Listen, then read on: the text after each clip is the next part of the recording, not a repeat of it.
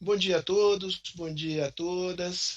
Feliz ano novo, ainda é tempo de dizer isto. Tomara que seja um ano melhor do que foi 2020. Acho que será. É um grande prazer reencontrá-los, reencontrá-las. Pena que ainda com essa mediação aqui do vídeo. Eu vou agora falar em inglês to introduce our two excellent guest speakers. Arturo Valenzuela, Chilean American political scientist, born in Concepcion, Chile. And he is an emeritus professor of political science in Georgetown University, where he founded and headed the Latin American Center studied Latin American. I'm missing the name now. It's the Center for Latin American Studies. Sorry for that, Arturo. Arturo has held key positions in the State Department and in the National E Security ele Council. também esteve em posições sobre o presidente Clinton e o presidente Obama, e também ele também se encontrou com algumas das pessoas que agora estão sendo colocadas em posições-chave nessa próxima administração presidencial nos Estados Unidos. Ele também foi um membro da campanha do Biden, desse comitê político. Então, com certeza, ele está numa posição muito boa para falar sobre o nosso tópico de hoje. O nosso outro convidado é o meu amigo Hussein Kalut, que é um cientista político, ele é professor de Relações Internacionais da Harvard, ele também é membro do Harvard International Relations Council. Ele também tem trabalhado com assuntos internacionais de 2016 a 2018, não nos Estados Unidos, mas aqui no Brasil mesmo. E ele também é colunista na revista Época e contribui frequentemente a jornais diferentes do Brasil.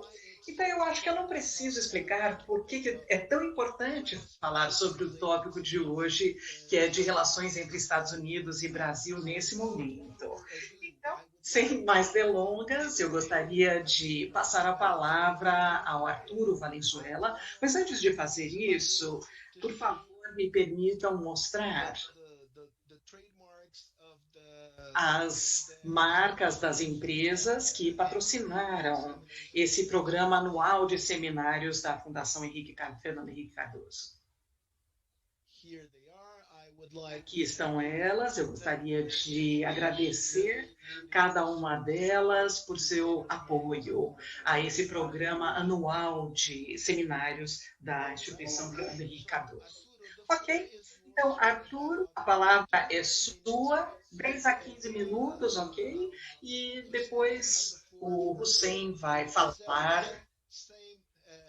pelo mesmo tempo, mesmo número de minutos exatamente. E depois vamos fazer uma conversa e o público vai nos enviar perguntas e eu vou selecionar as perguntas e nós vamos fazê-las em nome deles. Então, Arturo, por favor, a palavra é sua. Muito obrigado por dedicar o seu tempo para nós hoje. Muito obrigado, Sérgio. É um prazer se juntar a vocês na instituição e eu gosto bastante do Fernando Henrique Cardoso, que era um professor meu na Universidade de Columbia, quando ele estava visitando, quando ele estava visitando a Universidade de Columbia, isso nos anos 60, faz um tempinho. E desde então nós temos nos cruzado várias vezes. Então, realmente é um privilégio conhecê-lo e sou um grande admirador dele. E contigo, nós realmente temos uma história longa. Mas, Sérgio, como nós falamos rapidamente antes, a mídia com certeza vai fazer alguns comentários no começo, não em relação à relação entre os dois países, podemos até falar sobre isso também, mas sobre o momento que estamos passando agora em Washington aqui. Porque hoje realmente vai ser um dia muito importante importante, assim como foi na quarta passada, quando nós vimos os eventos que aconteceram no Capitólio. E hoje, os artigos de impeachment, de repente, vão ser levados à frente e ainda não está claro o que está acontecendo ali. Mas tem algumas coisas que são bastante importantes recentemente. Isso seria que o senador McConnell, o líder dos republicanos, e na verdade o líder do Senado, o líder de maioria do Senado, que controla a agenda do Senado, ele deixou bastante claro que agora ele vai dar apoio aos artigos de impeachment. E isso que é o grande desenvolvimento. E parece que ele mesmo percebeu que o futuro do Partido Republicano, o próprio futuro, não está mais ligado ao Donald Trump. E na Câmara de Representantes, a pessoa número 3 nessa Câmara, Liz Cheney, e ela é filha do Cheney, que é o vice-presidente que atuava na administração do George W. Bush, e ela se identifica muito com o setor conservador do partido. E a Liz Cheney disse que ela vai votar pelo impeachment também. E tem vários membros ali da Câmara que vão realmente votar pelo impeachment. Depende do Senado. Isso não está claro se realmente eles vão conseguir fazer isso. Depende de quantos senadores vão entrar nisso. Mas agora o McConnell concordou em fazer isso. E como ele controla a agenda ali, de repente ele consegue 5, 6 ou 7 senadores antecipar um pouco e no Senado eles vão concordar com o impeachment. Então, não está fora de questão nesse momento que o Donald Trump realmente vai sofrer impeachment. Se ele for sofrer o impeachment, de acordo com os artigos de impeachment que foram escritos, ele nunca mais vai poder ter um cargo federal e realmente esses artigos de impeachment que foram escritos estão deixando bastante claro que qualquer pessoa que acaba adotando essa emenda, 14ª emenda, como um oficial e nesse movimento de insurreição, essa pessoa está sujeita a ser processado por crimes federais. Então, se o impeachment acontecer, existe essa possibilidade de que o Trump vai ser processado por violar o seu trabalho ali mais tarde, sua promessa, e 40% dessa base do Partido Republicano ainda está do lado do Trump, 35% a 40% ainda está. E muitos membros da Câmara, nesse momento, estão ali com apoio ao Trump. Agora, no Senado é diferente, porque os senadores eles precisam ser eleitos em estados maiores, então eles precisam levar em conta que os constituintes ali são diferentes e os senadores são eleitos a cada 6 anos e não a cada 2 anos. Então, isso vai ser bastante importante. É claro que se houver o impeachment do presidente Trump, isso vai abrir mais uma via, uma colaboração possível maior entre o presidente Biden eleito e outros dentro do Senado, particularmente que vão dar mais apoio. E o vice-presidente, o presidente Biden, ele falou com o McConnell pelo telefone e o presidente eleito disse para o McConnell, por favor, me permita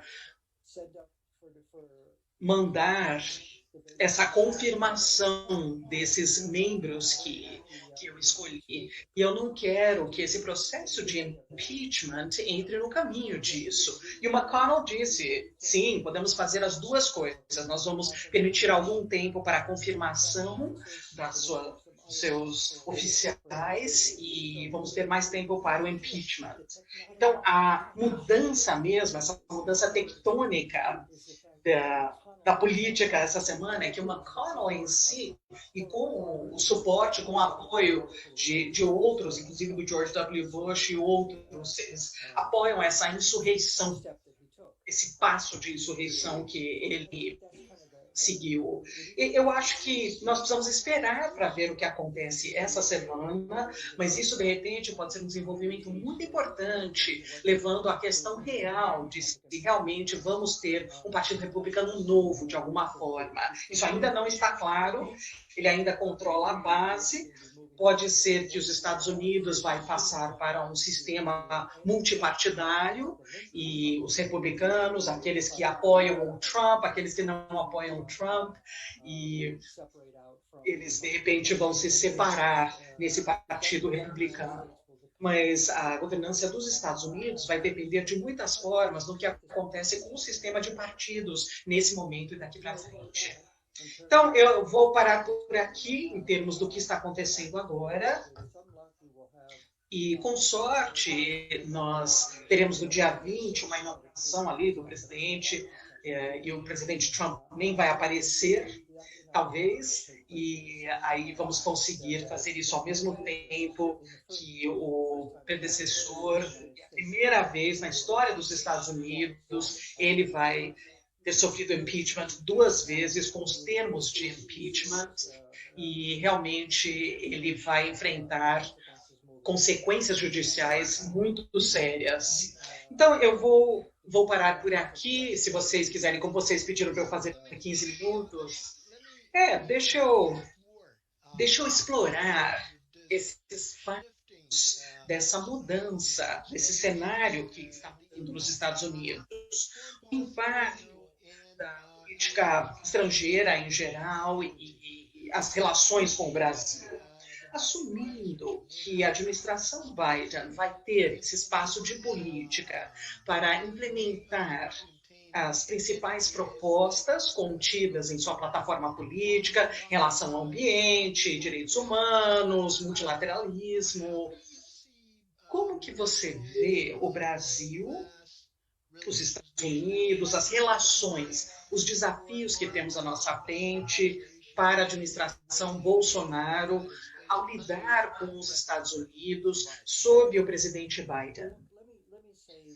Bom, deixa eu dizer isso desde o começo. Você implicou na sua abertura, na sua introdução, e eu sei muito bem, eu conheço muito bem as pessoas que foram colocadas nessas posições mais executivas, e eu tive a honra ali na administração do Clinton, eu era diretor para o hemisfério ocidental, para as Américas, isso no National Security, e o Tony Blinken era minha contraparte para a Europa, ele era o secretário de Estado.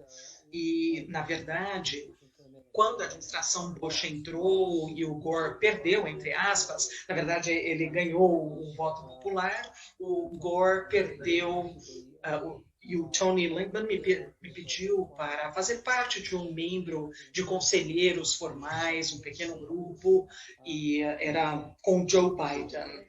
Então, agora, muitas das pessoas que são os meus conselheiros pessoais, quando eu era secretário de Estado, subsecretário de Estado, eles estariam entrando ali para posições muito importantes.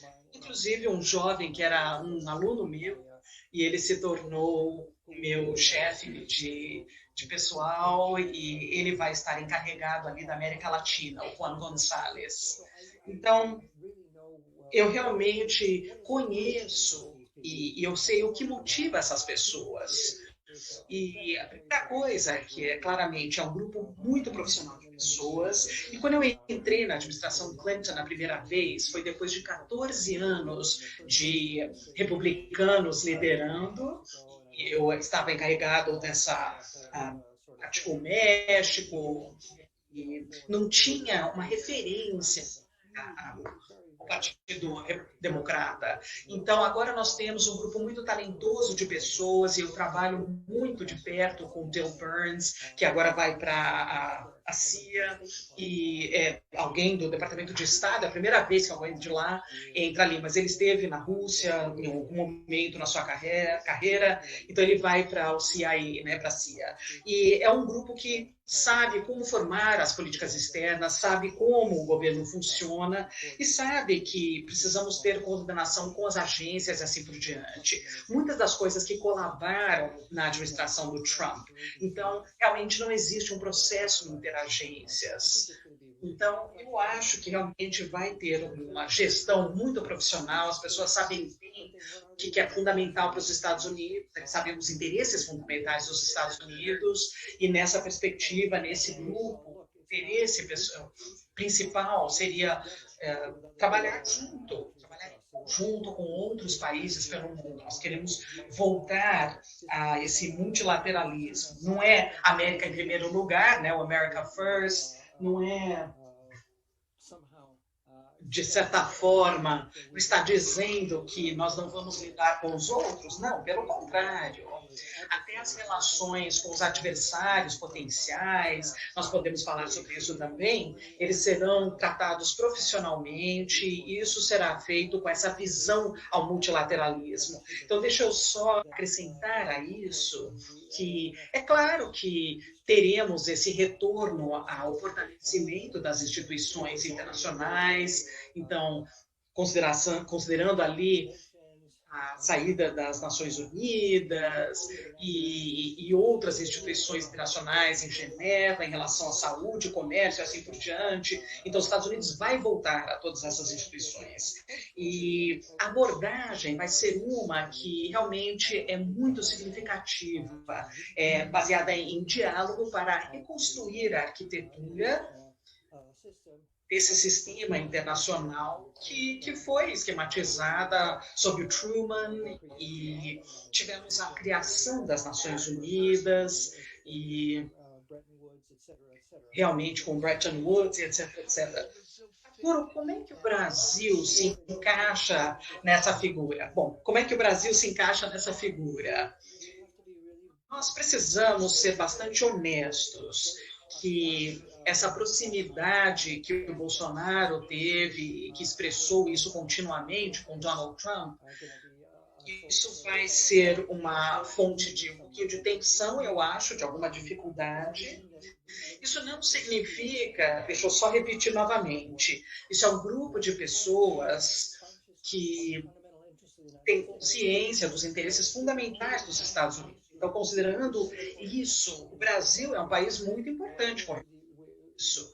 E, independente do que nós pretendemos fazer, o que os Estados Unidos pretendem fazer daqui para frente, nós vamos pensar, sim, com certeza precisamos ter uma boa relação com o Brasil, é um interesse fundamental ter esse interesse bom com o Brasil. Mas a pergunta é, será que vamos ter algum tipo de capacidade de ter ali um diálogo construtivo com esse governo, quando esse governo, de certa forma, mostrou hostilidade aos detratores do Trump nos Estados Unidos? Então, essa que será uma dificuldade. Vamos lembrar um incidente, por exemplo, que foi importante, essa Maurício Carone, que estava ali no Conselho de Segurança Nacional e, de certa forma, fez uma campanha, né, para se tornar ali presidente do Banco de Desenvolvimento. Se não fosse o apoio da Colômbia e do Brasil, isso não teria acontecido. E todo mundo, inclusive os chilenos, que se alinharam mais à Colômbia e o Brasil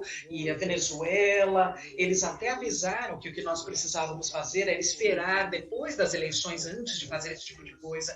Mas o que isso acabou fazendo foi quebrar uma tradição que era lá de trás, quando essa instituição foi criada, que esse Banco de Desenvolvimento estaria nas mãos de uma pessoa da América Latina. E as pessoas até pensavam ali em ter uma mulher pela primeira vez como presidente desse Banco Interamericano de Desenvolvimento, mas não aconteceu. Então, o que os Estados Unidos está fazendo agora com esse Banco de Desenvolvimento Interamericano, quem tinha essa hostilidade, quem está chefiando agora tinha essa hostilidade às políticas ali da administração. Então, esses são alguns dos pontos. Deixa eu só resumir da seguinte forma, Sérgio. Os Estados Unidos vai insistir, eu acho, tem certas coisas críticas que nós precisamos compartilhar. E, na verdade, nós temos uma causa comum com essa questão da mudança climática. Os Estados Unidos vai voltar ali ao Clube de Paris. Então, no início, vamos ter algumas discórdias com esse presidente do Brasil. E depois, mais para frente, nós vamos ter um interesse renovado em apoio essa luta contra a corrupção e esse tipo de coisa. E depois, finalmente, vamos colocar na mesa direitos humanos e esse suporte ali para a governança democrática. Os Estados Unidos passou por uma crise, não é um momento para os Estados Unidos dar lições de moral, né, para os outros países, que eles precisam ser melhores, porque nós reconhecemos as grandes falhas do sistema americano de governo, mas é por isso que precisamos trabalhar em conjunto para tentar ver como nós podemos fortalecer essas instituições democráticas daqui para frente. E se elas vão existir ou não. E se elas não forem existir, vai ser muito mais difícil ter ali uma boa relação. Então, é claro que as pessoas vão esperar que vamos voltar ao tipo de liderança e o tipo de fortaleza institucional do Brasil, assim como na presidência do presidente Fernando Henrique Cardoso. Arturo, isso é uma pergunta para você. Será que o Brasil estará ali? Então, será que o governo atual do Brasil vai se adaptar à nova situação, dada pelo fato de que o Biden foi eleito e ele vai tomar a sua posição no dia 28 de janeiro? Ou será que o Brasil vai continuar nessa posição de confronto com os Estados Unidos, considerando que o presidente Trump não está mais na Casa Branca? Em primeiro lugar, muito obrigado, Sérgio, pelo seu convite muito generoso. É um prazer compartilhar aqui com o Arturo Valenzuela, uma das mentes mais brilhantes em relação às políticas externas dos Estados Unidos. Sérgio, você teve uma pergunta muito interessante.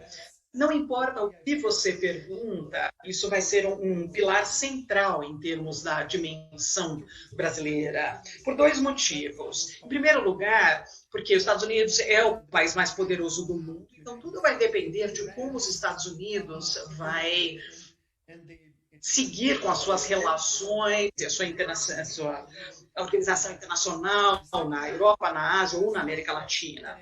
O segundo aspecto é que os Estados Unidos é o segundo maior parceiro do Brasil.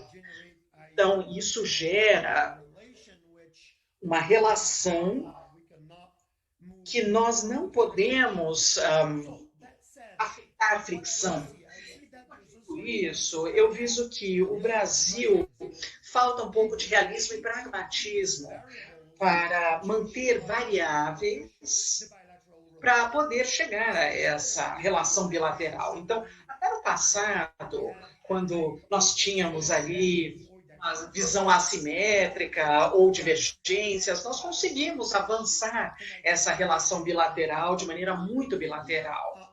A questão aqui é que eu não vejo como que o Bolsonaro vai endereçar isso, porque o Arturo enfatizou isso muito bem, como o Bolsonaro e suas políticas externas, eles escolheram um lado ali nas eleições, no processo de eleições dos Estados Unidos. Então, o Bolsonaro, ele formou uma ponte com o Partido Democrático e ele perdeu tudo de uma vez só. Isso é o status quo. E mesmo assim, mesmo durante o processo eleitoral, o Bolsonaro, ele alinhou o Brasil com a retórica do Trump, de acordo com fraude, e tirando a integridade dos processos eleitorais dos Estados Unidos. Então, interferindo nos assuntos domésticos de outro país. E, muito provavelmente, ele não vai aceitar alguém ou algum país ali de acordo ali com as políticas do Brasil. E ele também tirou a legitimidade da eleição presidencial. Depois, na semana passada, ele teve a chance de posicionar o Brasil lado a lado com a democracia nos Estados Unidos. E ele escolheu endossar a incitação do Trump nessa invasão ali do Capitólio. Então, eu não vejo muito espaço para o Bolsonaro realmente verificar essa administração nova, aceitar essa administração nova. Mas eu diria que os Estados Unidos, a administração, que é altamente experiente, eles sabem o que eles querem do Brasil. E eles são pragmáticos o suficiente para ver isso e tirar as concessões que eles querem. Será que o Bolsonaro vai conseguir entender essa nova regra do jogo ou não? Essa que é a pergunta importante. E como o Bolsonaro já viu essa relação com os Estados Unidos de maneira ideológica, alto grau de ideologia, tão baseado nesse interesse nacional do Brasil, que seria como fortalecer a sua base política, o projeto político. Eu diria que não sabemos como ele vai construir ou pivotar uma forma de trabalhar com o Biden, a ação do Biden. E vamos concordar com uma coisa aqui, o Biden e o Trump, eles têm uma forma muito antagonista no mundo. E o Bolsonaro também tem uma visão muito antagonista em relação ao Biden. Então, o Biden tem a prioridade de reconstruir essa aliança dos Estados Unidos com a Europa, e Biden vai realmente seguir uma nova relação com a América Latina, uma relação nova também com a aliança do Atlântico Norte, da OTAN, e o Biden vai lidar com a mudança climática e do ambiente de maneira diferente do Brasil, do que está fazendo agora. Então, eu não vejo como o Brasil e os Estados Unidos vão conseguir se convergir nas questões ali importantes. Então, para concluir o meu argumento, nós vimos desde o Bolsonaro,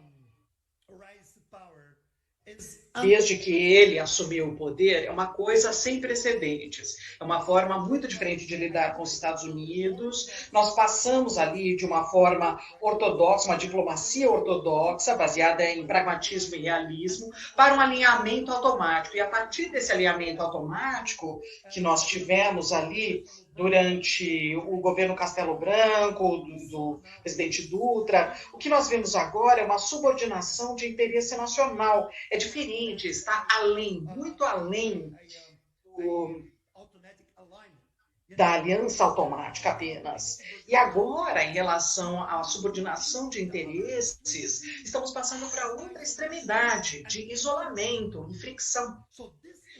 Então, isso realmente é muito preocupante e o Bolsonaro vai utilizar essa fricção para alimentar a sua própria base. E enfatizando isso, ele está tentando fazer isso, esse esquerdismo e os partidos de esquerda e os democratas, eles voltaram ao poder, eles vão diminuir o valor religioso, a forma conservadora de reger a política, e isso vai representar uma armadilha para os nossos valores morais e políticos e dentro das políticas internas do Brasil. Eu tenho medo que o nível de fricção que será imposto... Você, deixa eu só perguntar aqui uma coisa. Eu concordo com você inteiramente que isso que o Bolsonaro tem em seu coração, certo? Vamos dizer assim. Mas a questão é, deixa eu só voltar um pouquinho mais suavemente. Considerando que os Estados Unidos é o segundo parceiro de maior importância para o Brasil, parceiro comercial, e dando ali as ligações e a importância dos Estados Unidos, considerando que o Brasil também tem as ligações com a China, você não acha que vai ter muita pressão no Bolsonaro Bolsonaro, dos militares, do pessoal de negócios, para realmente adotar uma visão mais pragmática, uma ação mais pragmática, quando falamos dos Estados Unidos e essa relação Brasil-Estados Unidos? Bom, o que eu quero dizer é que isso pode ser uma alternativa se a pressão funcionar, e agora, até agora, a pressão não funcionou, o setor financeiro, o setor comercial, acho que eles não estão contentes com o que o Bolsonaro fez nos últimos 2 a 3 meses. Então, eu espero que a pressão funcione, eu espero que os militares e essa abordagem mais pragmática vai reger a partir de janeiro de 2021, nessa relação com os Estados Unidos e o Brasil, porque o que nós vimos desde então é uma relação Trump e Bolsonaro e não uma relação Brasil-Estados Unidos, certo? Então, talvez a pressão vá funcionar, mas isso também vai depender dos Estados Unidos. Novamente, eu não consigo ver uma administração do Biden olhando assim, fazendo vista grossa com a Amazônia. Eu não vejo a administração do Biden concordando com a violação dos aspectos de direitos humanos. Então, como nós vamos achar um balanço, um equilíbrio para lidar com essa relação bilateral? Na minha percepção, Sérgio, eu acho que a pressão do setor privado provavelmente funciona esse ano, vai funcionar esse ano, mas eu não vejo como isso vai funcionar em 2022, quando estaremos próximos de uma eleição presidencial. E o Bolsonaro, ele vai explorar, minha percepção, essas divergências com a administração do Biden para alimentar a sua própria base política, certo? Então, posso voltar ao Arturo agora? Só pegando daquele momento em que o Hussein deixou, falando sobre pressão. Você vê a nova administração dos Estados Unidos exercendo pressão? Que tipo de pressão que ela exercerá no Brasil com relação a certos tópicos, tipo ambiente, direitos humanos e assim por diante? Eu concordo com a posição do Hussein. Eu acho que realmente é bastante realista, mas o meu comentário seria que tem uma coisa bem interessante que aconteceu nas últimas 2 semanas nos Estados Unidos. Nós tivemos ali empresas do setor privado extremamente importantes que falaram assim, de maneira inequívoca, que elas não dariam apoio a alguém que votou no Congresso ou no Senado, negando que as eleições não foram ganhas de maneira justa do Biden. E eu também pegaria esse ponto que realmente os Estados Unidos têm relações econômicas muito importantes com o Brasil. O Brasil é o maior exportador de produtos agrícolas do mundo, nós entendemos isso, mas ao mesmo tempo o tipo de investimento que as empresas americanas fizeram no Brasil, isso é realmente muito importante. Então, eu acho que, da mesma forma que vocês viram muito mais pressão aqui, nós vamos ver isso nos Estados Unidos também, na parte de setores muito importantes, do setor privado, empurrando nessa direção. E pode haver, assim, uma equivalência no Brasil para fazer isso. Agora, se isso vai criar um impacto no Bolsonaro e no espaço dele. Isso é uma outra questão que vocês precisam lidar. Mas deixa eu compartilhar uma outra coisa, a partir da minha própria experiência também, quando eu era subsecretário. Muitas vezes, nesse momento, eu fui levado pelo fato de que o setor militar no Brasil, e de defesa e assim por diante, eles eram muito mais abertos à cooperação internacional com os Estados Unidos, em coisas como a severidade ali da crise e assim por diante. Na verdade, eu tive um diálogo melhor até nesse setor do que nos assuntos internacionais, por motivos óbvios que nós já conhecemos. Mas eu espero que o que nós vamos ver é um acúmulo de fatores diferentes, e até vamos ver alguém que é nacionalista, também uma pessoa pró-militarismo, que vai realmente empurrar, dizendo, né, que essas forças de segurança no Brasil tem alguma coisa, eu não sei, no Brasil eu não sei, é uma coisa que eu gostaria de pôr na mesa, mas eu fiquei impressionado de, na verdade, eu tinha uma relação muito melhor durante essa administração com as forças militares no Brasil, e o Ministério da Defesa, eles realmente queriam, eles tinham essas questões de segurança do Brasil, que em relação à Venezuela também, e isso é antes do colapso da Venezuela e do jeito dramático que aconteceu. Então nós temos ali, na verdade, essa é uma outra área onde devemos ter grande cooperação com o Brasil, lidando com situações como essa da Venezuela. Então não é a questão ali de retórica da Venezuela, é ter uma abordagem a esse tipo de coisa. Então, eu não sei se vai ter algum alinhamento, mas eu acho que depende, como você disse, muito da pressão política que vamos ter no Brasil. Será que o Brasil vai se tornar ali um grande... vai ser bolsonarizado, né? Como eles falam, fica trumpizado, né, nos Estados Unidos, né? Muita aliança com o Trump.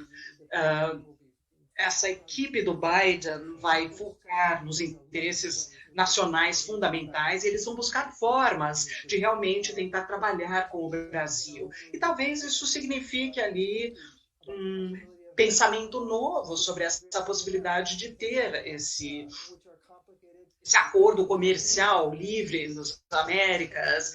E é uma coisa que tem nos Estados Unidos, mas é uma coisa que ajudaria todos os outros países. Então eu acho que vocês vão ver ali uma visão hemisférica daqui para frente. Esperamos que o Brasil vai fazer parte dessa visão hemisférica, mas vamos ter que ver algumas mudanças no Brasil significantes. Arturo, umas perguntas específicas do público aqui, relacionadas ao que nós temos discutido aqui. Uma é do Stefan Salej, que agora é presidente do BR5G. Então, o tópico é óbvio. Então, na sua opinião, como que a gestão do Biden vai lidar com essa questão do G5 em relação a países diferentes do mundo, mas especificamente com o Brasil? Sim, estamos falando, de certa forma, sobre a China. Estamos falando sobre o que isso significa. Então, não tem dúvida que... Bom, deixa eu só compartilhar ali um insight que eu compartilhei muitas vezes quando a administração começou ali essa parceria transpacífica, e era uma coisa que muitos países do lado pacífico da América Latina estavam muito engajados, mas isso também foi uma coisa que nós vimos como uma forma de tentar fortalecer a parte comercial e assim por diante. E muitos dos meus colegas da América Latina, eles falavam assim: Arturo, por que os Estados Unidos está envolvido nisso, mas com essa perspectiva estratégica? Então, vamos só manter isso no nível comercial. Vamos manter isso assim. Depois, quando o Trump entrou e abandonou essa parceria transpacífica, muitas pessoas falavam assim: nós precisamos dos Estados Unidos, porque todos nós estamos com essa questão estratégica porque nós não necessariamente podemos tolerar a forma com a qual a China, com muitos países, está violando ali essas regras internacionais. E os chineses ainda querem só comprar as matérias-primas, mas não querem aceitar as exportações da América Latina, que tem um valor acrescentado, né? Porque eles querem colocar seus produtos no mercado de maneira massiva. Então, tem que ter esse entendimento que não é só uma questão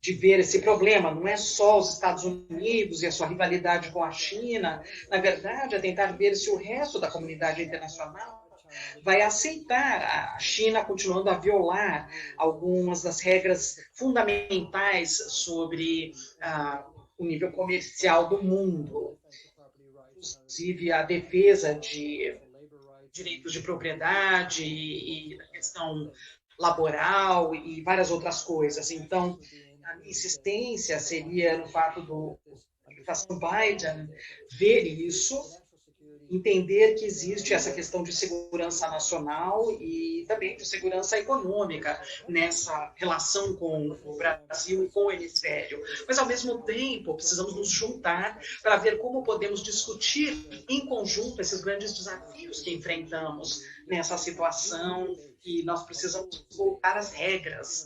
Precisamos seguir essa base de regras do sistema internacional comercial, também na parte de mudança climática e várias outras coisas que nós temos agora no planeta.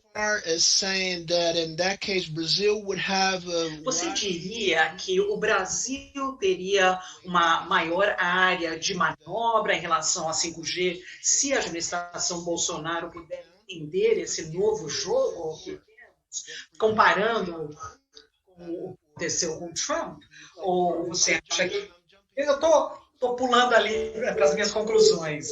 Não, eu acho que precisaríamos especular as especificidades, mas isso ignoraria o fato de que o que seria necessário também não seria apenas uma questão específica, como, sei lá, 5G, nós vamos dar um passe para vocês. Não, a pergunta é, será que você está comprometido também a um sistema internacional baseado em regras, que é uma coisa que também precisa ser feita em qualquer conversa com os Estados Unidos, em qualquer conversa que os Estados Unidos tenha com a China e assim por diante. Então, eu acho que é essa situação que temos. Será que vamos ter um consenso nessa parte de países que realmente querem essas regras internacionais seguindo nessa direção? E onde que o Brasil vai ficar? Será que o Brasil vai ficar aqui, fora, né, da curva, querendo fazer sua própria negociação com a China, ou será que nós faremos parte desse consenso? Então, eu acho que isso tem a ver também com a nova administração do Biden, e realmente vai levar em consideração que você precisa engajar com a China, mas ao mesmo tempo você precisa fazer isso de maneira clara, e a forma de engajar com os Estados Unidos e com a China não é fazer bilateralmente, assim como a administração Trump fazia, onde existe uma grande falha, e muitos dos problemas que os Estados Unidos teve em relação à parte comercial é que isso estava acontecendo para os Estados Unidos, as coisas com isso estavam acontecendo para os Estados Unidos também. Então, como é que nós chegamos nesse ponto? E será que os Estados Unidos vai dar um passe para o Brasil em uma coisinha? Ou será que vai insistir também que vocês façam parte desse consenso baseado em regras que temos no mundo? Eu acho que isso vai ser muito claro. Certo? Ok, deixa eu voltar ao Hussein. Sim, você, nos seus comentários iniciais, você falou sobre essa questão da política doméstica e as políticas externas do Bolsonaro. A sua conclusão é que a política externa do Bolsonaro daqui para frente, com relação aos Estados Unidos, será basicamente igual. Então, fatores domésticos e a ideologia vão prevalecer em relação às considerações dos interesses domésticos e as políticas externas. E numa entrevista com o jornal Valor Econômico, você falou que eles estão preparando ali um replay do que aconteceu nos Estados Unidos, algo que já aconteceu lá, em relação aos grupos indo para o Congresso. Então, será que você poderia elaborar um pouquinho mais sobre isso? E será que você poderia compartilhar a sua visão porque isso, na verdade, é algo que precisamos ver com cautela no Brasil.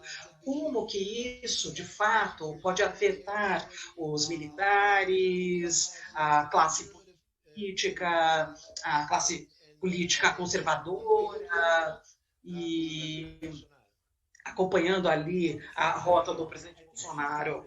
Bom, eu acho que esse é o começo do governo do Bolsonaro, e implicando tudo que o Trump fez nos Estados Unidos, os erros, imitando, né, todos os erros também que foram feitos nos Estados Unidos. E até em 2018, quando ele venceu as eleições, ele entrou com uma retórica e com a teoria de conspiração ali da eleição. E ele estava ganhando.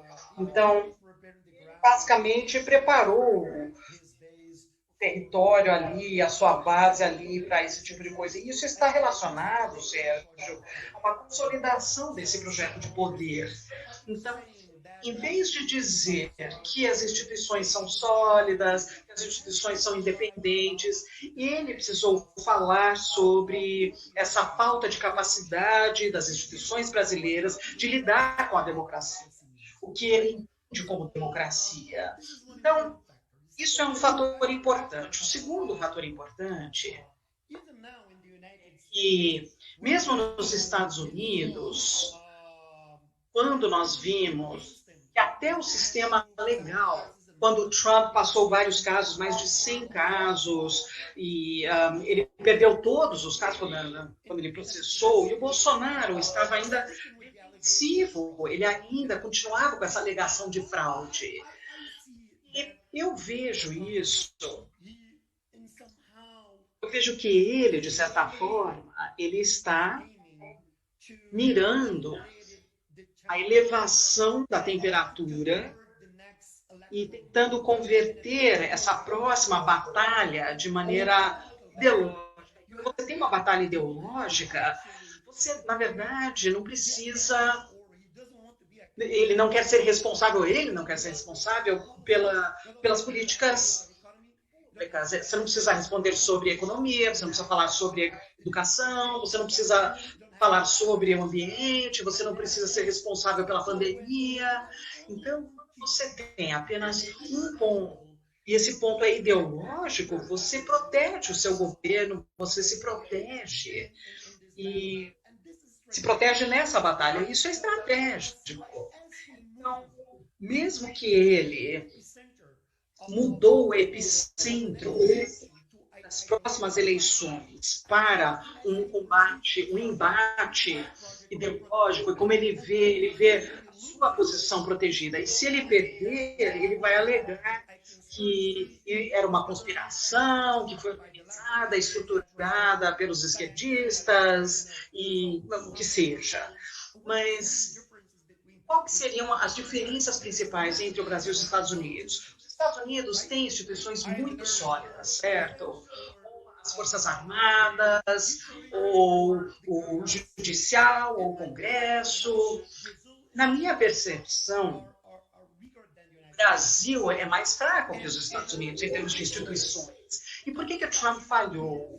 Porque ele enfrentou uma grande oposição das Forças Armadas, e as Forças Armadas dos Estados Unidos não permitiram que ele institucionalizasse as Forças Armadas como uma parte, ou tendo um lado ali nessa disputa com o presidente eleito Biden.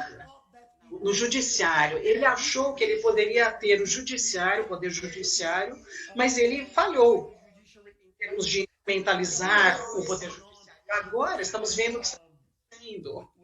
O que aconteceu na semana passada contra os Estados Unidos, o Congresso dos Estados Unidos. Nós vemos isso como uma divisão entre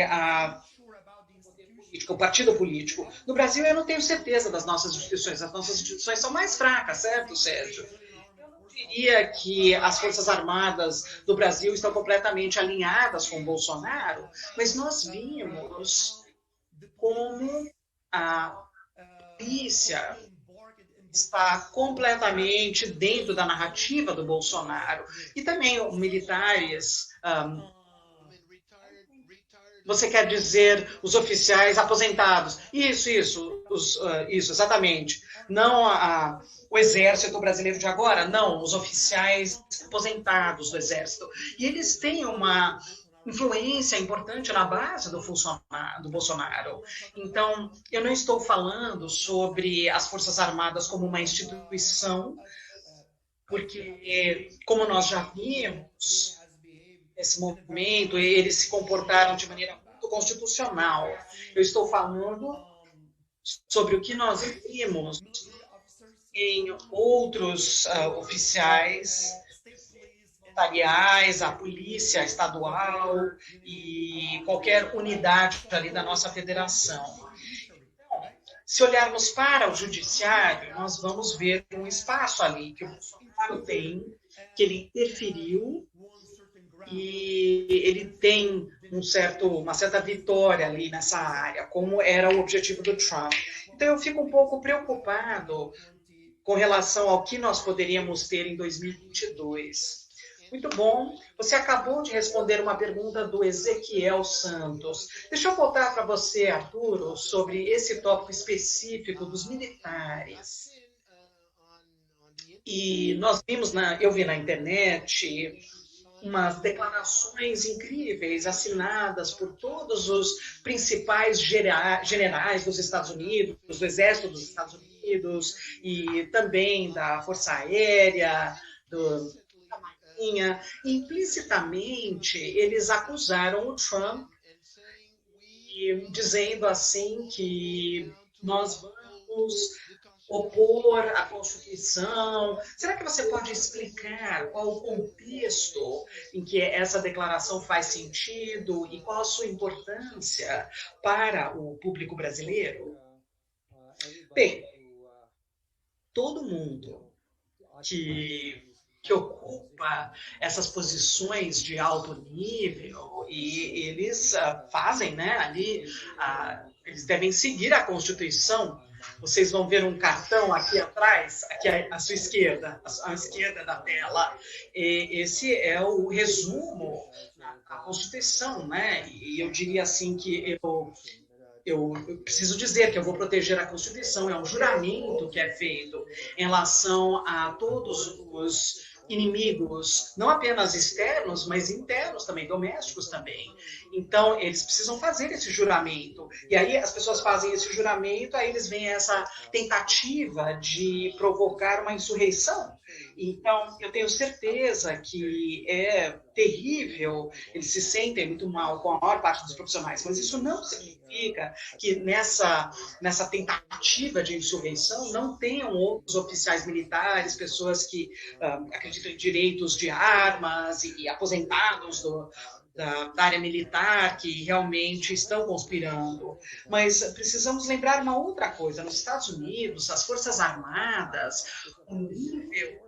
Isso, na verdade, é algo voluntário. As pessoas não são obrigadas a ir para as Forças Armadas. Um elemento importante é que não é só... É uma coisa muito integrada. Muitas pessoas que entram nas Forças Armadas são de minorias. E até também com um histórico da América Latina. Então, eles não necessariamente fazem parte dessa Weltanschauung, essas pessoas que tentam vender isso. E todos os secretários de defesa nos governos republicanos e democráticos também, eles foram muito fortes e desabusaram o Trump. E o fato de que ele supostamente tinha perdido as eleições e ele ainda estava dizendo que ganhou. E isso realmente foi muito significativo, foi um empurrão muito significativo. E vocês veem isso em outros setores também. Então, a questão é que se as suas instituições não são fortes, isso pode ser difícil, mas gostaria de colocar mais um elemento aqui. Uma das outras coisas que contribuiu para o colapso do Trump foi a sua gestão muito incompetente de uma das maiores crises que o país já enfrentou. Isso em tempos modernos, que seria a pandemia. Sim, parece bastante familiar para nós. E no Brasil está acontecendo da mesma forma. Então, como é que você vai fazer com as pessoas do Brasil dizerem assim, é esse o tipo de gestão que queremos? É esse o tipo de liderança que precisamos? Vamos lá, gente. As pessoas estão morrendo todos os dias e, de certa forma, o Brasil, sob o Bolsonaro, está tentando ter o maior sucesso do mundo e não vão acabar com a pandemia? Que história é essa? E Arturo, a associação dos fabricantes, eles soltaram ali uma nota muito impressionante condenando esse assalto ao Capitólio.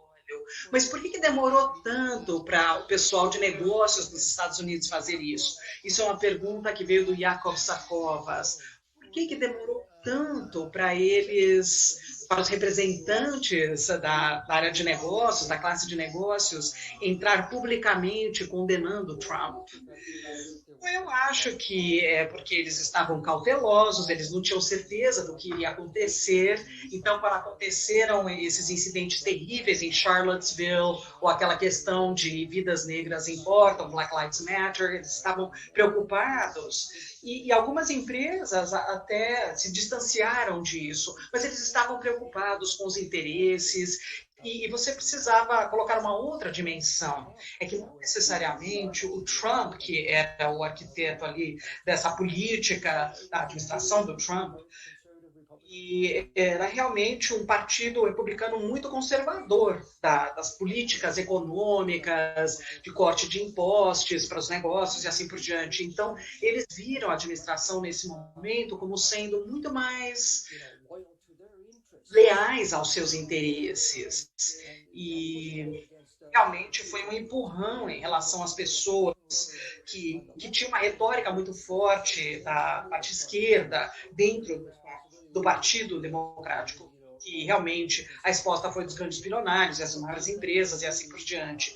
Então, isso os levou ali, mas eu acho que a questão é que tem dois fatores ali. Essa gestão ruim durante a pandemia, que levou muitas pessoas a pensar assim, olha, nós não podemos, isso aqui é uma questão de segurança nacional, de econômica, é uma das piores crises desde a Grande Depressão, e é muito difícil voltar. Esse é o primeiro ponto. Mas aí temos o ponto número 2, onde o mundo do Trump decidiu que eles iriam lutar e o que seria uma eleição legítima, eles acharam isso demais, as pessoas acharam isso demais. Então, tem ali uma associação nacional ali de fabricantes e outros negócios. Seguindo para o futuro, será que eles aprenderam essa lição? Sempre. Eu estou perguntando, na verdade, se você puder tentar prever quanto tempo esse trumpismo, como é que eles podem sobreviver sem o Trump, assumindo que o Trump ali provavelmente estará fora da política durante um bom tempo. Essa é uma boa pergunta e, de repente, ele não vai conseguir servir se ele for condenado por alguma coisa. Então, isso realmente fica fora de questão, porque tem tantas investigações das suas atividades inadequadas, das suas empresas. E agora, é claro, ele tem a possibilidade de realmente ser acusado de violar as leis federais, como um oficial dos Estados Unidos, violando a Constituição e dando suporte a uma insurreição. Então, isso não está fora de questão. É uma pergunta válida e eu acho que não estamos prontos ainda para responder, porque a base é forte. Em outras palavras, Trump ele conseguiu assumir ali o Partido Republicano, não podemos ignorar isso, esse fato. Agora, nem todo o Partido Republicano, mas um número significativo. E tem até uma pesquisa hoje dizendo que 40% do Partido Republicano dizendo que eles votariam no Trump de novo. 40%, isso, 40%. Agora, eu não tenho certeza se isso realmente é tão mais difícil hoje, né? Precisa de um cientista social para fazer uma pesquisa significativa sobre esse tipo de coisas. E Não sei se isso necessariamente é o caso, mas existe uma crise no Partido Republicano que ainda precisa ser vista, e é isso que está acontecendo. Eu, eu sou bastante confiante, estou bastante confiante nesse momento, e como você disse antes, as instituições realmente funcionam. Os tribunais realmente rejeitaram 60 apelações ali. E isso realmente foram os oficiais republicanos no processo eleitoral que recontaram os votos, e eles não compraram esse argumento de que teve uma grande fraude ali, a maior fraude na história dos Estados Unidos. Não é o tipo de coisa que foi feita. Então, eu acho que realmente teremos uma reconfiguração desse partido republicano. E, finalmente, deixa eu só terminar com esse ponto. O motivo pelo qual estamos enfrentando tudo isso, o motivo é que esse país legitimamente e significativamente está mudando e já mudou. Já mudou.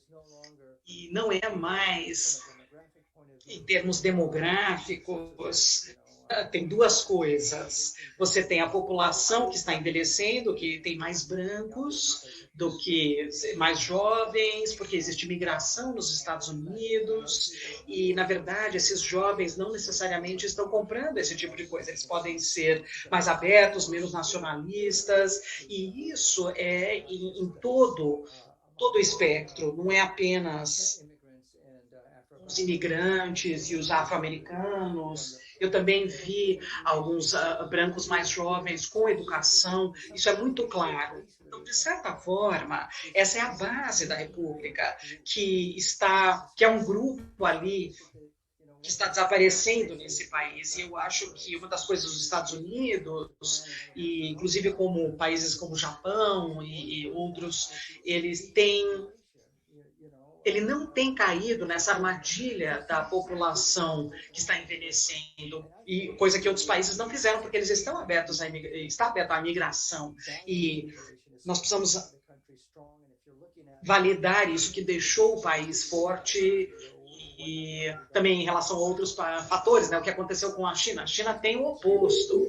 A China vai ter um problema muito grande de população que está envelhecendo, isso vai ser um grande problema para eles, mas eu acho que essas são as questões gerais que nós precisamos ver nos próximos, é muito interessante, acho que precisamos ver nos próximos 20 anos.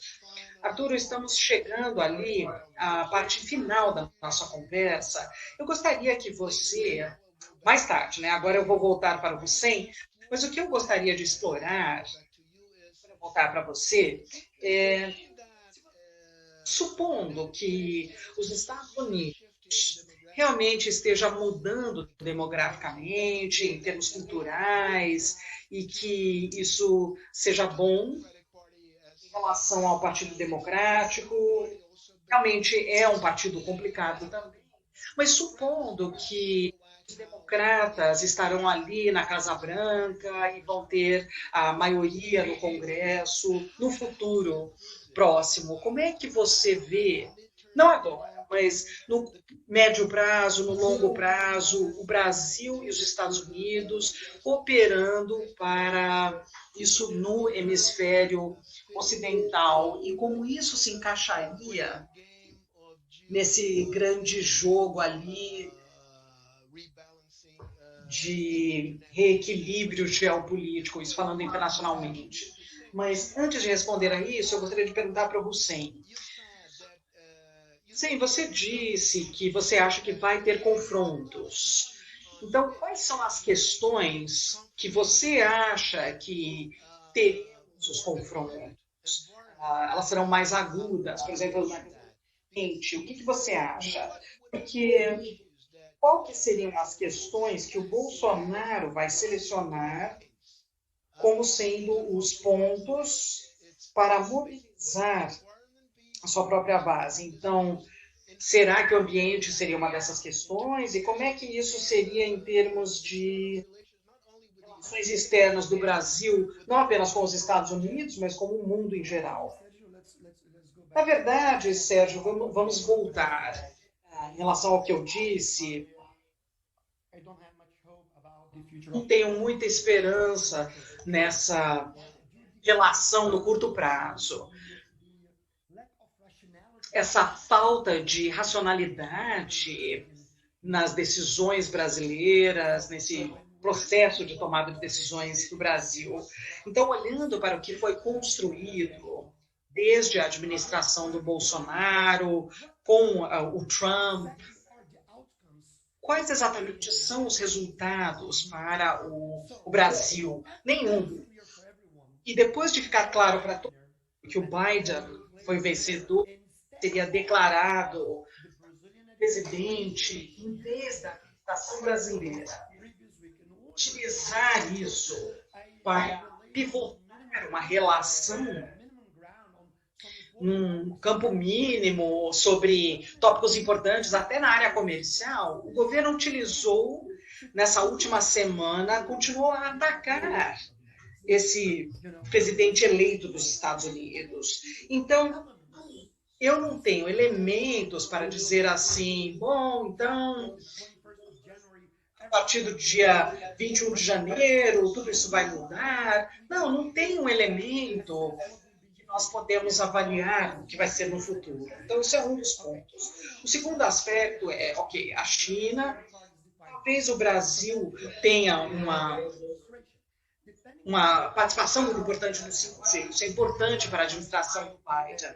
E dependendo também do que será feito geopoliticamente, na disputa geopoliticamente, o Brasil tem um cartão ali no jogo, mas quanto que esse cartão vai ser válido para a administração Biden, isso também vai depender de certos aspectos. Então, vamos deixar isso claro.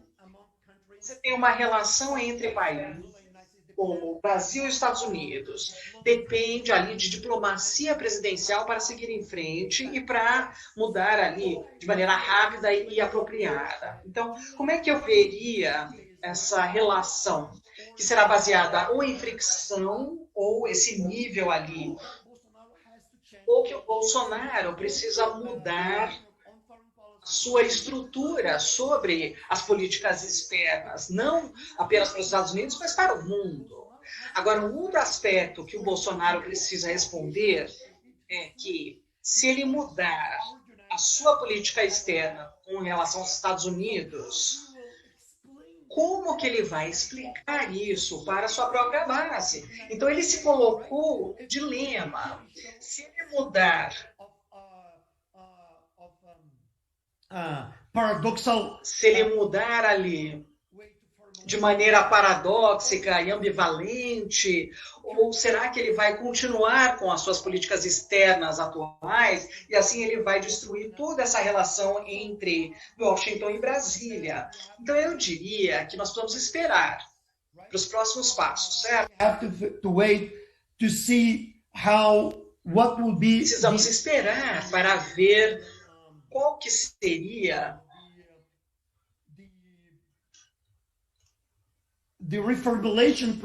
seria o processo de reformulação. Se é que nós vamos ter um?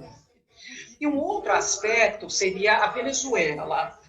Os Estados Unidos não estão felizes com o que está acontecendo em Caracas. É claro que a administração vai manter a pressão ali na violação dos direitos humanos, que é o que está acontecendo no governo do Maduro, mas a abordagem está sendo questionada. Então, a diplomacia dos Estados Unidos em relação a Caracas vai ser diferente em relação a como lidar com o problema da Venezuela, não entrando ali num confronto direto, não utilizando essa retórica militar como a retórica para lidar com o problema da Venezuela.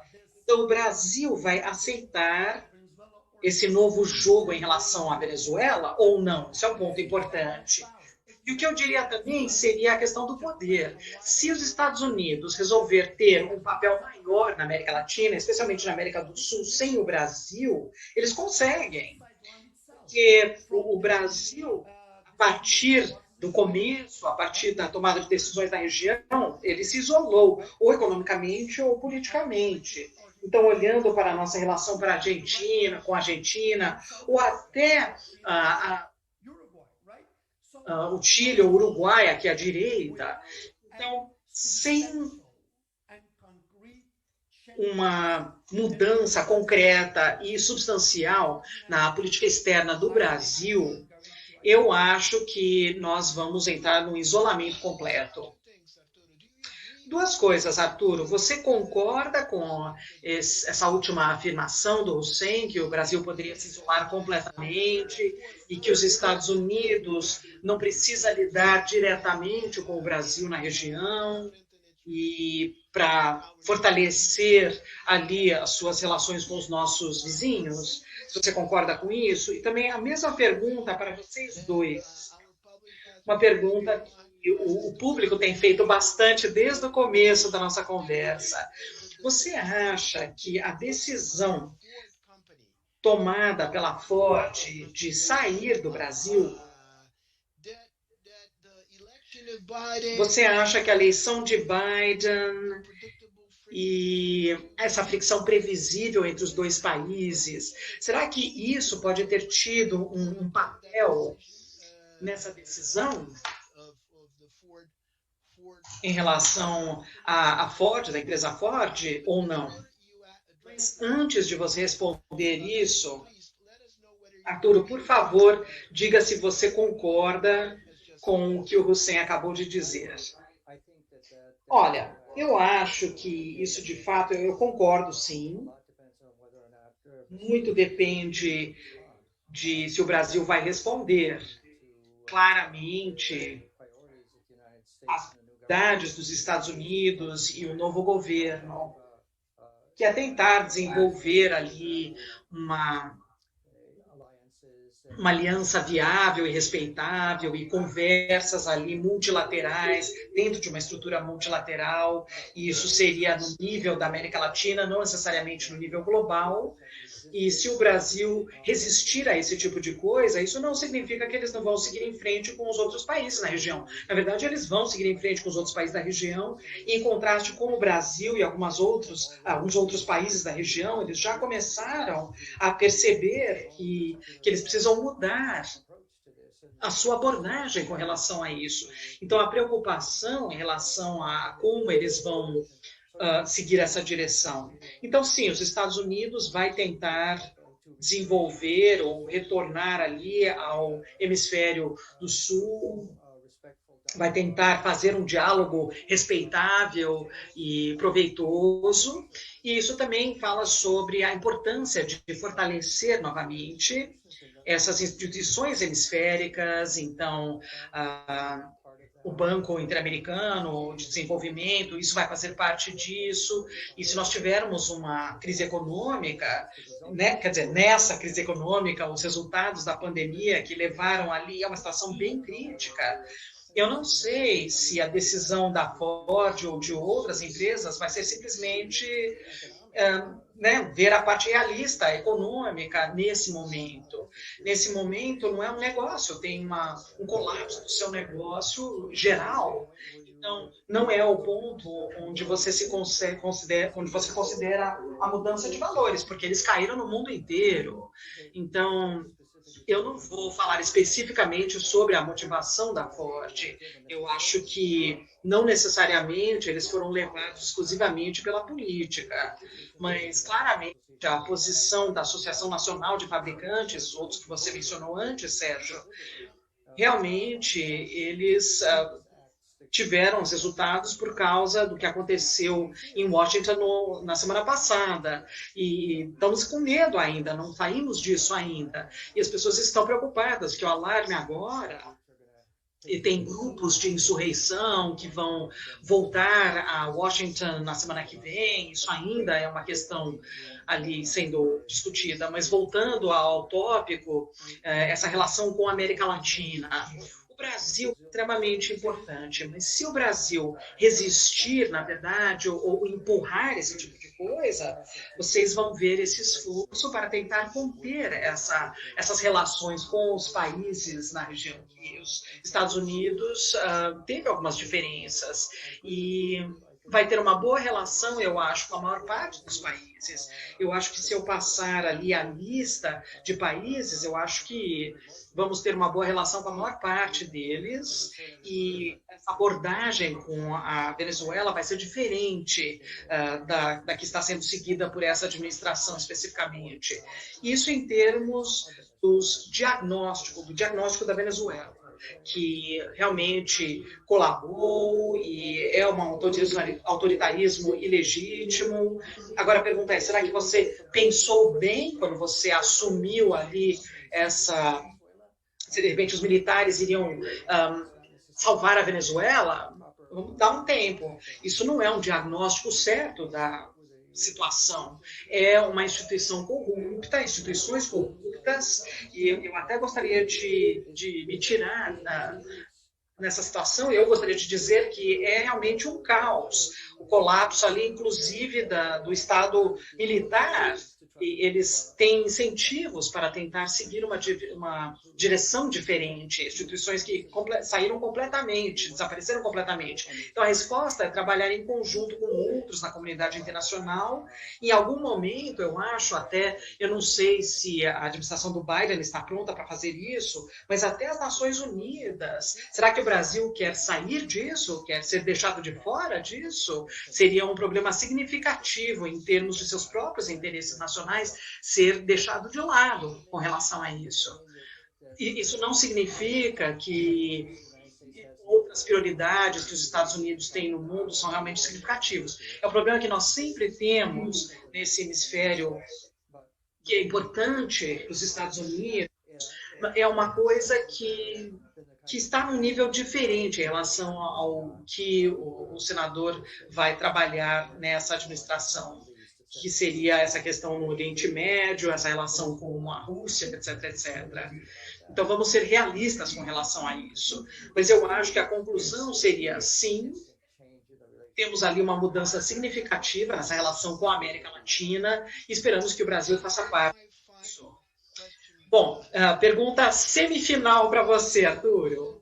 Se o Brasil resistir essas políticas do Biden na região, você acha que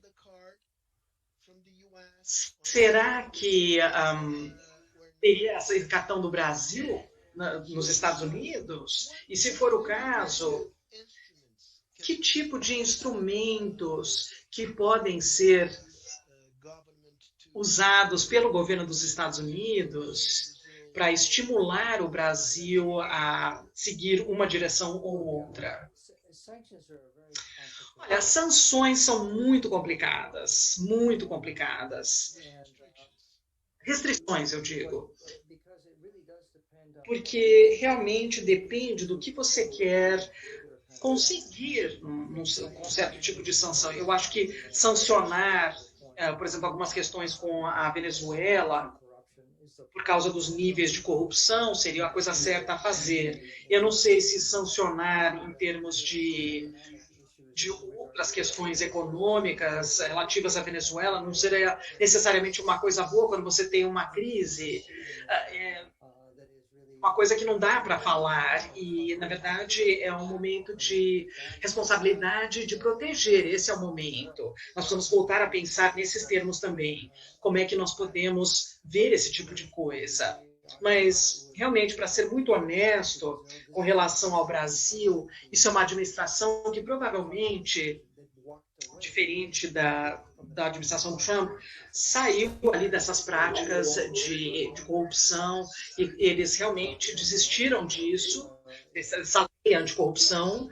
Isso, para mim, por que eles fizeram isso? O presidente não entendia que se você quiser fazer negócios, você compra as pessoas. E ele usava isso, ele era o modus operandi quando ele era da área de negócios e ele vai voltar a isso. Então, vocês vão ver novamente essa reafirmação dessa lei anticorrupção, que foi muito importante em relação à FIFA, foi um dos grandes resultados da administração Obama, é realmente ter esse processo atuante e nós vimos o resultado disso. O resultado disso foi ali aquele escândalo grande no Brasil e Não sei, isso é especulação da minha parte. Se existem indivíduos específicos, sanções específicas que você pode aplicar, que tem a ver com a lei anticorrupção, de repente é alguma coisa, mas isso não vai ser utilizado como algo geopolítico, uma ferramenta geopolítica. O que você quer tentar fazer é colocar um marcador. E assim você volta ali para a operação internacional diferente. Nós falamos sobre isso e depois disso precisamos parar. Que tipo de incentivos que os Estados Unidos pode colocar na mesa para fazer o Brasil se movimentar na direção certa, ou na direção que é considerada certa pela administração Biden? Bom, Sérgio, isso depende, né, dessa administração, certo? Que eles querem para o Brasil e que eles querem para o país.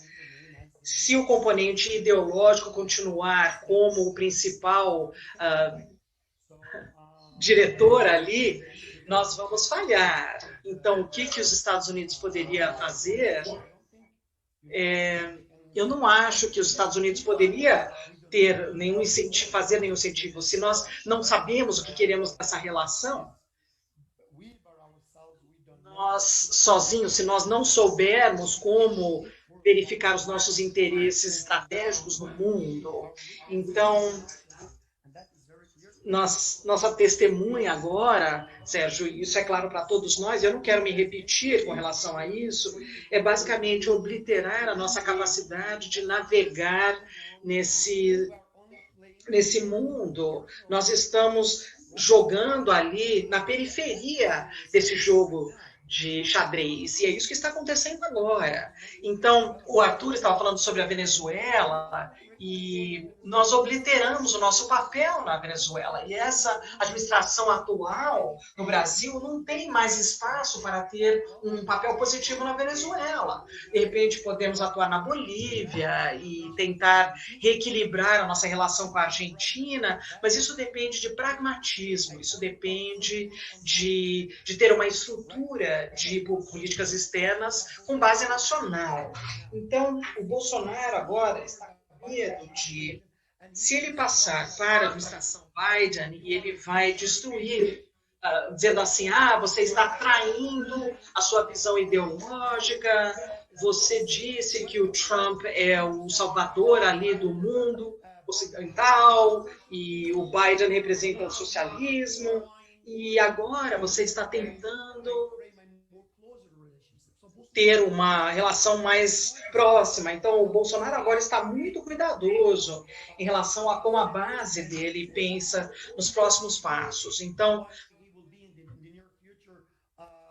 por que ele vai ter ali padrões duplos? Porque ele precisa enfatizar a importância dos Estados Unidos, mas, por outro lado, ele vai continuar com a sua posição sobre que deixa a sua base feliz. Então, é uma situação muito delicada e nós não sabemos como ver. Então, a última pergunta para você, Luciano.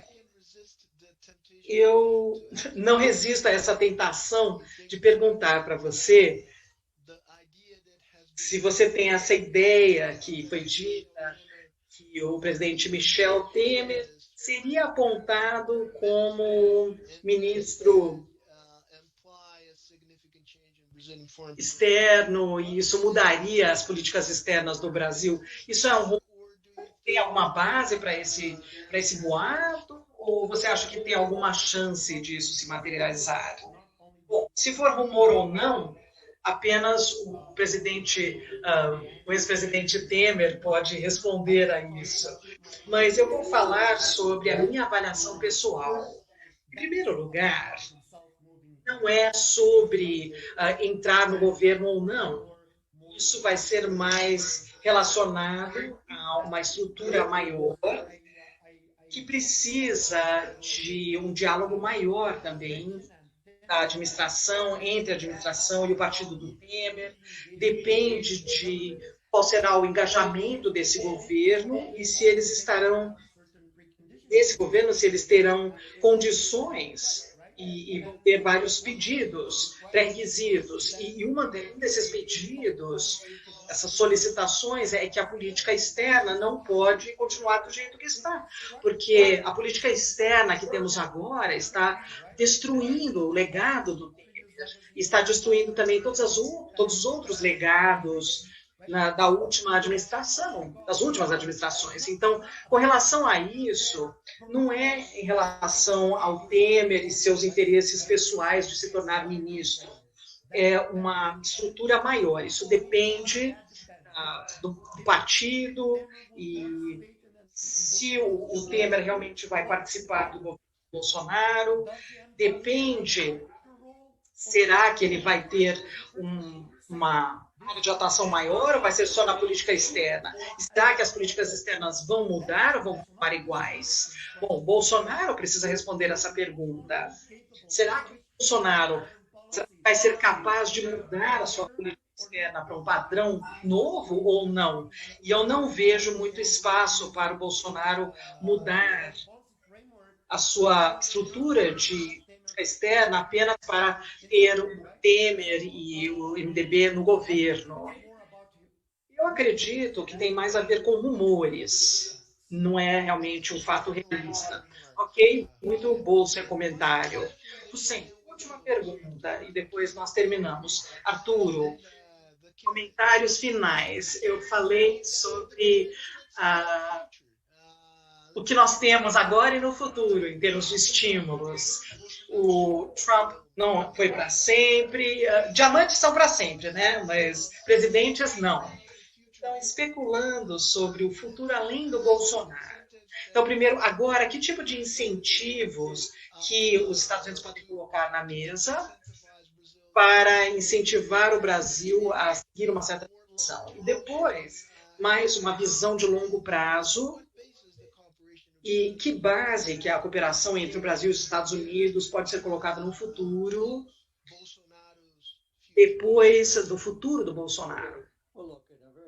Bom, de maneira muito simples, precisamos ter algo em comum, não apenas em termos de interesses, mas nesse caso em particular, não estamos falando sobre uma situação como aquela entre os Estados Unidos e a China, onde existe ali uma questão do problema ali, qual que seria o papel de poder. E com relação ao Brasil, esse não é o caso. A pergunta, na verdade, é se o Brasil estará na mesa quando essa nova arquitetura desse sistema internacional for feito. E isso realmente depende do Brasil. Será que o Brasil estará participando dessa mesa? O Brasil ainda será um BRIC, mas talvez essa participação como BRIC vai ser mais RIC e não BRIC. E se o Brasil não entrar nesse consenso, esse consenso que nós vemos entre os países na Europa e nos Estados Unidos e outros que estão comprometidos em ver os problemas fundamentais do Brasil, inclusive a mudança climática, e também para fortalecer as instituições democráticas e assim por diante. Se não estiver ali nessa mesa, ele vai ser deixado de lado e vai ser um problema para os interesses nacionais brasileiros. E eu acho que realmente depende de outros setores. Eu acho que a sociedade brasileira também ver como que eles podem convencer os brasileiros. E, de certa forma, é uma questão semelhante dos Estados Unidos. Como é que você destrompiza os Estados Unidos?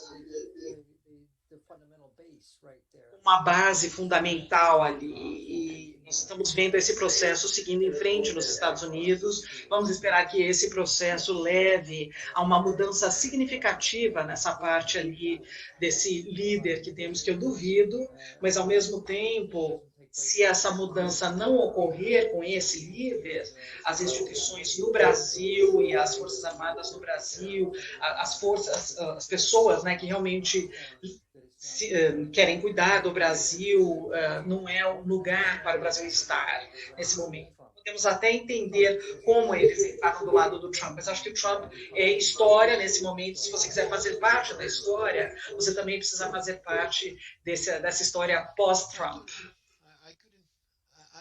Arturo, eu não poderia ter falado melhor do que você. Muito obrigado mesmo pelos seus pensamentos, pela sua disposição em estar aqui conosco hoje, compartilhar as suas visões e opiniões. A mesma coisa, Hussein, é sempre um prazer te ouvir. Muito obrigado por seus ótimos comentários em relação às políticas domésticas e externas. Realmente você trouxe muito valor à discussão. Muito obrigado a todos. E agora eu vou passar para português para me despedir. Conosco até este momento. Arturo e Hussein, presidente Fernando Henrique está nos assistiu e tenho certeza que apreciou muito a nossa discussão e manda abraços calorosos, Arturo. Um abraço grande a todos e até a próxima. Até logo.